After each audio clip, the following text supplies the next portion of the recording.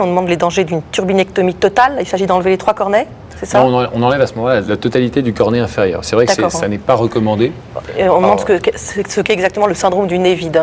Mais c'est justement quand on fait une turbinectomie totale, donc une ablation complète de ce cornet inférieur, le risque c'est d'avoir le sentiment que le nez est bouché alors qu'il est trop débouché. Parce qu'en retirant l'intégralité du cornet, on retire aussi des cellules sensitives qui permettent de sentir que l'air passe.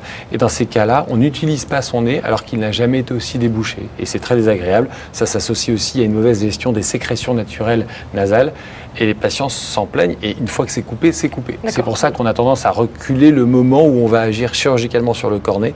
Et dans tous les cas aujourd'hui, on ne fera qu'une turbinectomie inférieure, donc partielle. D'accord. Vous voulez ajouter quelque chose? Par rapport au reportage sur l'endoscopie nasale, parce que peut-être vous n'oserez pas le dire, donc je le dis à votre place, le bilan allergologique est très recommandé parce qu'il peut ou confirmer ou éliminer.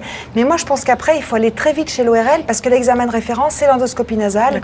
On voit trop de patients qui ont des scanners, des sinus, des choses comme ça. Je pense que c'est du ressort de l'ORL d'aller plus loin. L'examen de référence, une fois qu'il n'y a pas d'allergie, c'est l'endoscopie nasale, c'est vraiment l'ORL. Et je pense qu'on gagne du temps et de l'argent. Et pour les enfants qui ont un peu peur, on peut effectivement avoir cette anesthésie locale? Oui, locale. Parfois, on jette un premier coup d'œil sans anesthésie pour avoir l'aspect de la muqueuse, puisque l'anesthésie locale en elle-même risque de modifier l'aspect.